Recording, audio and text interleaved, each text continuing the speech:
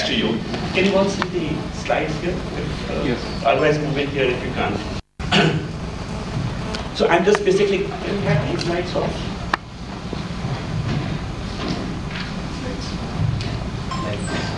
Get a government approval without paying, right? And I think that was a big skill that we had on how to make an application. And suddenly, right, comes 91, which again happened because of a trigger of real emergency, right? We had some have to change. And things would have to change because this is not acceptable. People said, no, no, this definition of 59 is wrong. People who are today 60 and will be 70, 10 years from now, they're saying we worked all our life to pay for somebody else's pension. When it was my time to get that pension, you're asking me to earn my salary, right? And I think I'll go on a dole. So I think there is a huge pressure that's in those economies of saying, where are we going to service ourselves? I may be quoting out of context here, but 10 days back I had visitors from the embassy, not embassy, from Denmark. These were 3 senior executives from the immigration department of Denmark.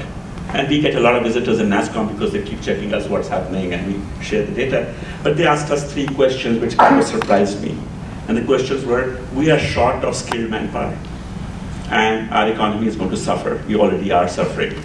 We've come here to explore whether we can hire people from India, take them back to Denmark and make them citizens. 3 questions to you. How will your government perceive it? How will your society perceive it? What can we do to make them comfortable? Moving people are immigration, right? Because I think it's so difficult to do that, but I think it's an indication of where the world is headed in terms of the resource crunch that would be. On the other hand, the product life cycles are getting shorter, business models are getting shorter, and behind everything, say, is IT. And this chart is not about IT, it's about everything else. It's about medicine, healthcare, and all the rest. And I think that offers, as I said, an opportunity for us. Opportunity to actually play a really leading role ahead in terms of changing the way rather than our reacting to it. So I think we should be, as an opportunity, taking up saying, hey, what is the work that we do today we can eliminate ourselves? Because that would anyway happen. So if I recall my old days in terms of even IT services, if you sold a PC to somebody, they always had somebody as an implant who was on site there to service you. So if something went wrong, he held your hand, and over time, it became a call center. Call center has shifted to chat. Chat will help shift to self-help, and you can see today's software is on help yourself, because I don't think it is affordable at the current prices to have somebody holding your hand there. So I think that change is just one example of what $1 billion, how the industry grew. The red is exports, the blue here is domestic business. Good news here that the domestic business is also picking up pretty rapidly, and particularly in the last couple of years. And it's not a surprise if the economy does well at 9%, surely people are investing in IT. A, B, I don't think the country was wired before, and now you have optical fibers that are laid out. In earlier times, even a company like Hindustan Liver had MFG Pro in every center, and they had to move floppies by speed post in the evening and get the report 2 days later. And that's not a language we know well. Because if there is work to be done and there are no resources there, then I think it's an opportunity for us. In terms of the industry, and there's a lot of discussion, right? It's probably gone across, and there is no segment of the industry that's not being serviced. Surely, finance was low-hanging fruit, as was telecom and manufacturing, but whether it is retail or it is transport or utilities, all of them are growing, and hence it's across the board. And many of these things, like health doesn't get impacted by what happens in a recession. The next IT leaders, and it's evident here that while we talked about offshore, and my prediction would be that in 3 years' time, the word offshore should be out of the vocabulary. It doesn't matter. Offshore for whom and where. If you look at the large multinationals which are US-based, more than 50% of the business comes from outside US. So what do you mean offshore to US? Right? The work would obviously be done where the customers are, where they are closer, but more importantly, to finding that as we go up the value chain, the work that's being done out of India cannot be done there, so people are setting up proximity centers which bring in language skills or bring in proximity itself to the customer, so that you don't have to take 10 hours to fly and you are there within an hour to service a customer close by. Today, by percentage, it may be a small number, but it's growing. And it's very nice to see that people are putting up centers in China, in Manila, and East Europe, and by East Europe also in UK and other places. And they're also doing acquisitions, because when you start getting up the value chain, then you cannot build domain expertise, either vertical or horizontal, by organic ways. So inorganic acquisitions are happening today in that space. At the same time, I think the changes that are happening in the industry, where products and whatever the definition of products, right, are making their own inroads, where your presence on site would be as important to service the market. And we can skip this slide, but it's only pointing out that while India is pretty large in the IT part, others have done, the opportunity is huge. And same thing is true for the BPO. And hence I want to change the topic, right? The issue there, the topic given to me was about, what are the challenges for the IT industry? Hey, wait a minute. The demand part is given. Given the fact that the demographics are changing, given the fact that IT is embedded in everything, given the fact that life cycles are, there is business for us to pick up. The challenge hence for us collectively is, can we do it? And I think it shows here that the opportunity is large. So it's about, like it was, India market did offer a huge opportunity for connectivity, because we had last mile problems and telephones weren't there. So we skipped the whole technology, moved to mobile, and brought the cost down to the market. So the market was there, the potential existed. Somebody came and tapped it. It is the same here. The potential is large, it's true, right? But we have to find ways and means of tapping it. And hence, these questions become important. High attrition, wage inflation, is India's pool drying out? Right? With cost increases, it's still cost competitive. What happens to quality, security standards, geopolitical risk? For most companies, I'm sure it is true for Oracle and SAP, two of my colleagues sitting here from the industry, that their second largest population outside their parent company is India today. Right? So it's a pretty large presence, and they worry about so many employees in a single country. And I think our job is to tell them, we may be like a single country, but we are large, right? And I'll show you how large we are. But all these are university. In 2004, X percentage said we come to India for cost.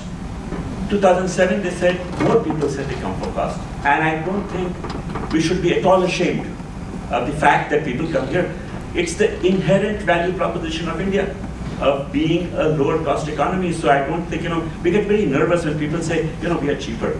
Hey, wait a minute, the whole world moves on that basis. We go buy things, right? Not because it is made in X time, but we buy it because it gives us value and it is still delivered the right quality.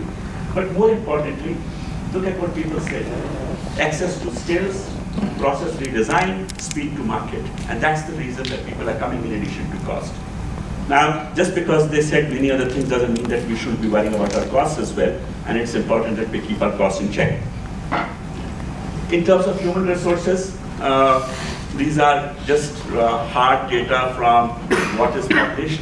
So, I present this slide to our markets, which say, what, we need only 375,000 people to be added, but guess what, we produce 3 million, it's only 10%. But easier said, right? So these are only statistics. The question that we have really is that this talent is trainable but not employable, right? This demand from other sectors increasing.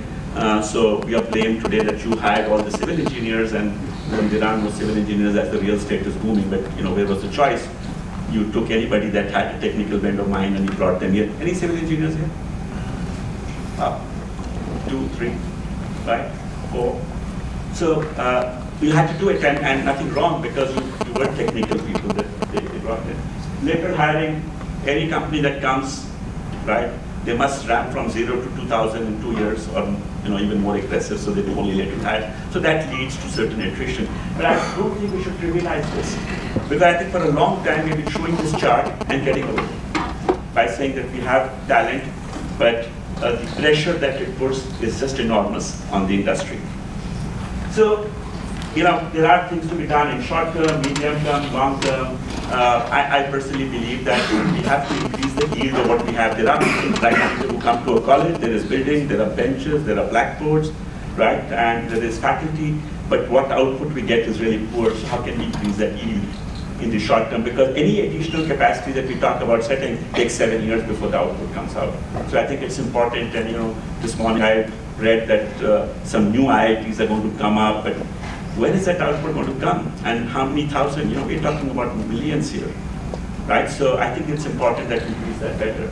And then medium term, I think this whole issue about faculty development, the institutes are doing a lot of work, industry is working on them, but I still think it is it doesn't add up.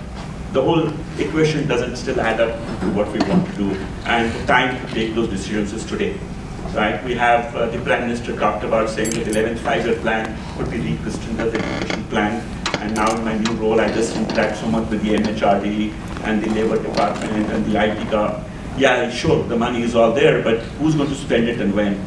And we have seen money being returned because they couldn't spend it. Right? So I think it's very important that while the intent is clear, right, that move is also made. And there are, I don't want to talk about how many PhDs we have issues and challenges, right? So if I have margin pressure and the market is pushing me, I will do whatever it takes for me to cut my costs out. The world has done it, we will do it. So I don't think that's a challenge, because that challenge is addressable company by company. Let's put the stuff where there are hundreds of things happening. Again, from an industry, there is surely enactment required, because security will become a bigger and bigger issue every day. But again, this is for both the user and the industry to work it out. And if I would look at what we did 5 years before and what we do today in information security, in fact, India is way ahead, because when you do offshoring, these levels of security actually go up, because you do it for a living and not as a good to do things in your own company. And that's been proven that we have heard of some news about some cases of information security breach, but you hear about that in ones and twos, where there are hundreds and thousands happening almost every day in the rest of the world. So I won't really worry about that. It's a topic of high importance, but it is not a topic which we don't think can be linked. Tax benefits. Mind you, I've used the slide that I use with customers, but I'm changing my tone here. Right, so we will tell them about how much money has been put on roads, telecom, airports, power, so work is happening, SEZ will get us some benefit, so all that is fine, right? But the questions that we have are here, on this chart. 95% of the work happens in 7 cities. Right, they're all here. New Delhi, 17, Mumbai, 15, Bangalore, 36, Chennai, 15, 14, others are 5. So it's only 5% that happens elsewhere, right? And if we grow further, is that what the scenario will be? So here it is. We just finished this study as recently as 15 days back. The industry, as you know, has been growing at 25, 30%, 30% really in the last few years. This assumes only a 15% growth. The number grows up from 2 million people to 8 million in 2018, 10 years from now. 8 million, 4 times. Where does this work go? So we said, okay, 60% of it, right, will be still done in the 7 centers. What does that mean? It's 2.5 times. Bangalore, Chennai, Mumbai, Pune, Delhi, Calcutta, Hyderabad will grow 2.5 times in the next 10 years. Who wants to be here? Right? And I think the governments and all of us have to stop worrying about whether Hyderabad competes with X, or this is after taking, guess what, 3.2 million. That means 1.5 times of what we do is going to happen in not these cities, which itself is a huge challenge. So the question is, are we going to give up this opportunity because we just couldn't do things? Right? So I think the issue here is, right, and somebody mentioned, will people travel? So let's take Delhi, where I now live, and I went to Gurgaon, I went to Noida. They are actually integrated townships. People who work in Gurgaon tend to stay in Gurgaon. But you move another 50 kilometers, right? Would that airport be able to service it? Would people want to travel? Or should you be having an integrated township there? And if you have an integrated township, whose land will you be taking? Will that land be bordering villages? Will there be, again, another issue coming up that's saying you are taking away land from agriculturists and all the other issues that you've been hearing about. Who's going to manage those interfaces with the society?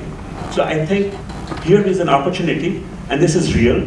This is not over projection. This is 15%, which is clearly available to us, but the execution would be an issue. So these are the cities that appeared, the 7 leaders, the challengers, followers, aspirants. A number of people questioned me saying, hey, wait a minute, Gwalior, why should it be a follower? It should be a challenger. We said, hey, wait a minute, everybody has this thing of, I must put an SEs in. Industry will scale and offer end-to-end solutions. If it's business, the industry will do it. If they don't have domain, they will buy. If you have low-hanging fruit that you can do services and make money, that's what you would do. But tomorrow, if the job is more difficult, you will do that, right? You would export, you would do whatever, and time and again, markets have proven that. New markets and new opportunities will grow. Demand, I personally believe, is not a constraint today. Right? However, we've got to convert that demand into real opportunity by saying, would I learn Japanese? Will I learn French? Will I be able to speak in German and interact with them? Shortage of resources in the world will drive new models, and I think India will lead in some of them. We would initiate some changes that would initiate the change I spoke about. Seeing India's successful model, many other countries obviously aspire. You hear all kinds of interesting stories from China on what they are doing and why they're doing it. Because we keep working them saying, India is to service what manufacturing is to you. Hey, wait a minute, they also have a large population. They don't want to let it go. That speaks to you here. And you would say that happened because in 2008 or 2009, somebody reformed education. And if that didn't, probably he won't be and you won't be in the room. Because we would have missed the opportunity. Right? And I think that is a very important thing for us to do at this stage.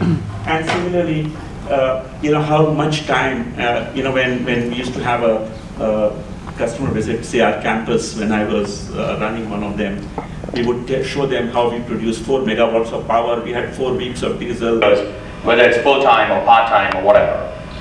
We believe that when we get out of that institution, we're kind of done with education. We believe that we now know it all. We just have to practice it. Let me warn you that as someone who's been practicing the management theories that are being taught in institutions like these, every day is a learning experience and the learning never ever stops. And my personal experience after 16 years of running a company is that on a daily basis, and I really mean it, I feel humbled by what I don't know.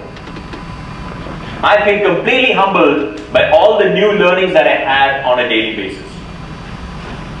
So, it is colleagues the other day as to a particular tone in an email. And the point, I wouldn't go into the details of it. The issue was, the tone that she used was okay from an Indian context, but completely wrong from a British context. So these things matter, and people, of course, are the most important aspect of any business. So the cultural aspects of interacting with those people, because every organization will have a lot of people overseas. Overseas from the Indian perspective. I mean, offshore from which perspective, right? So similarly, overseas from the Indian perspective. How do you interact with them? The first step to solving a problem is understanding the problem. So understand that we all know, what we don't know is much, much, much more than what we all know. What we have been taught, what we have read. So constantly read, constantly dialogue, enter into dialogues with people. Learn, understand, and practice it. And believe that there's a lot more that can be learned from all around the world, and continue to do that. And when you do that, then you will be able to transform your organizations. I mean, I'm not getting into the challenges of transforming it. That's a huge thing. I'm just talking about the basic necessity for a leader. Because indeed, as what Colin Powell said, leadership is that art which does things which the science of management says is not possible. And if that has to happen, what science of management has taught you as not possible, as leaders you have to do that. And if you have to do that, you need to be a leader. And a true leader He is someone who is a student at all points in time. Thank you very much. That's great. It was very different. Our whole ambition set was whether we could produce a computer in India. Because so mentioned about all the import duties and all the restrictions, etc.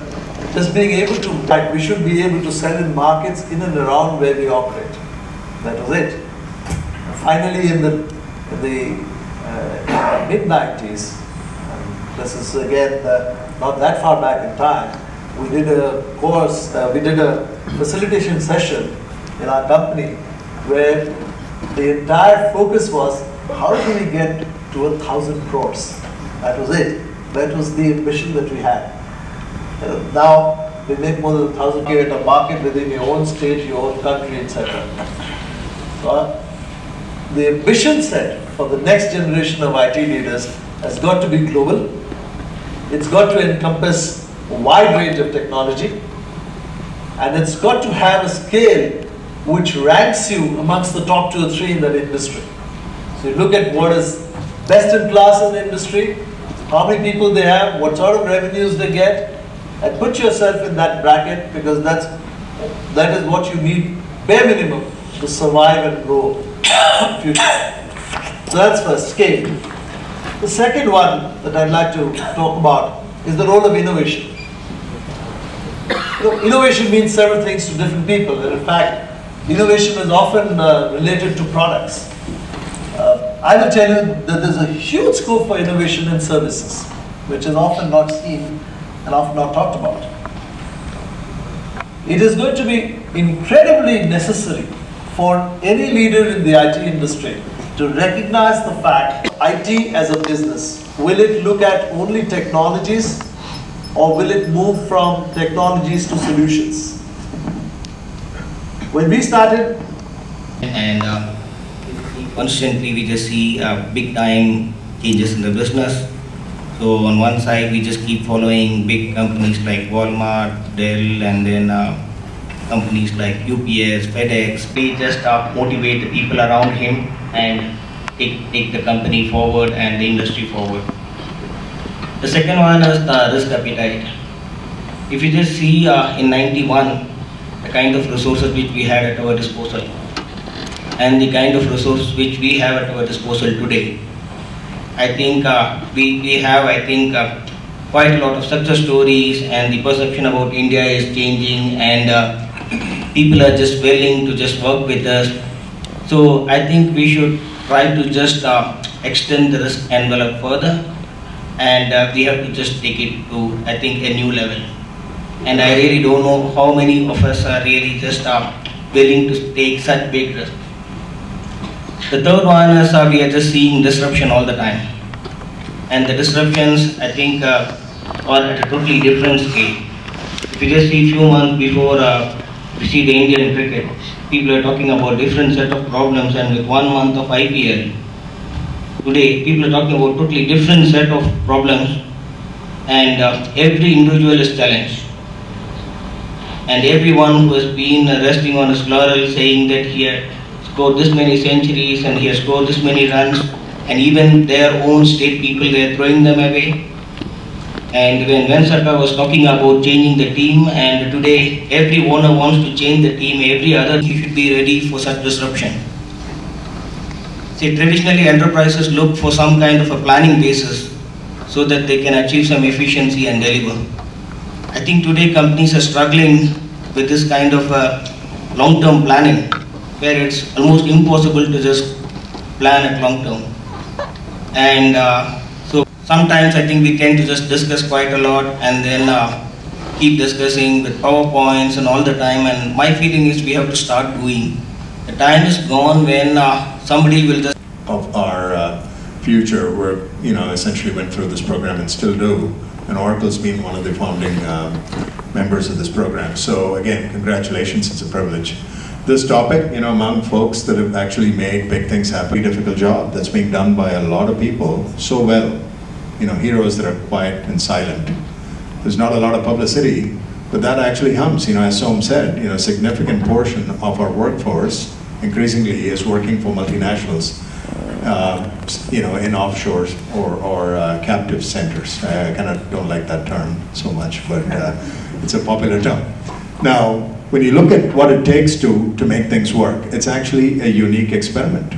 If you look the world over, multinational companies have been very good at setting up sales offices worldwide, and actually more than 50% of a typical large US company in this space comes from outside. But when you look at, before you ask for permission, you would not see a traditional business pattern flow where you get an investment and then somebody would ask you for a return on investment. It's almost like you got to figure out how to get the investment you need somehow using influencing skills, show results, and then be able to prove a point. So I tell my people, right, to first get things done before you come and say, should I get this thing done, right? A lot of what a business needs in my setting is about initiative. It's about drive, it's about essentially focusing on what's important and being able to execute like there's no tomorrow. And it takes a lot to actually make you heard, but once you establish that, you actually have a long way to go, because you have a lot of potential in the organization, because what you've done is actually far more outstanding than what somebody out in headquarters would do. So I'm expecting a lot. I'm hoping that half the businesses, many. I think we are in a different era from where we were. We heard in the introduction when they said Subex was started with 20,000 rupees, 20,000 as a capital and move on. We know of like leadership is something about interacting, having a two-way communication with various participants and able to get in commitment and responsibility and get their commitment. I think that's going to be key in leadership. It'll surface in various facets. It would surface in the facet of looking at how do you get people into you, how do you get people to buy into your vision. I think the success came to us too soon and too fast. And I think we need to be questioning ourselves and saying what else. Sometimes all the stuff that we keep telling our customers, we start believing till we think it's truth. So I think it's important that dissatisfaction drives, and it is only that dissatisfaction that will drive us to get and carve out. So I don't want to trivialize how difficult it is going to be to take that opportunity, but it exists. And you can only do it by, if I would blame one thing in the IT industry as I see it, is the level of, and I think one of you mentioned about complacence and so on that we see, because we think we are God's gift to mankind. Right? I say it with all being part of the industry for so many years. Second, I think there is need for leaders to differentiate. There is a competitive world. You got to find your own space. You can't get to your point. I don't think I would ever say that we can do what we did yesterday. Your customers don't want it, right? I think gone are those eras where people will give RFP and you would be asked to respond and do what they ask you to do. I think customers are already asking as to what can you do for us, rather than the other way around. So I think determination, I'm sorry, I'm like a professor here, I've got 3 Ds. But the determination is as much required, right, about what change.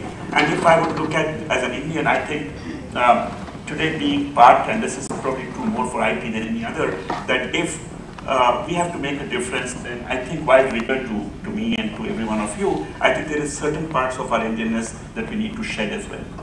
Right? Because I think if we have to be working globally, then the comfort level that we have managing expats or having people work. I used to have a huge problem when I would address, coffee talks to Indians, and I can vibe and see. And not in terms of the number of people employed and so on. But if you reflect back, what's been the achievement in the Indian IT industry? It's been converted to the engineering mode. Right? It's almost the impact equivalent to what Ford had in assembly. Mass manufacturing. You couldn't conceive of in the 80s large-scale software development of the kind which we see today as big as a team. That's one extraordinary achievement of the industry. The second extraordinary achievement is actually the organizational element of it. I think the point which so made earlier on, if you reflect back, India was always a low-cost economy. You had advantages in, for example, in agri-commodities, you had advantages in German as an academic and a scholar who studies this industry. is I find a singular lack of imagination in recent times in this industry. I keep hearing more of the same. I have not heard a single CEO describe to me the ideal organization of 2020. I haven't heard new business models being articulated, or what would it look like. I'm not hearing a bunch of issues which will say how would the world of technology look like, how would humankind look like. Right? And it seems to be increasingly we're becoming prisoners of the success models of the past. It looks as if, for years the world had been playing Test cricket, so we came and did the one-day cricket. But what's the next T20 format of the IT industry? And that's what has captured the imagination. So, what role do you see imagination and audacity to reinvent this industry, the next generation of leadership? That's my question to you.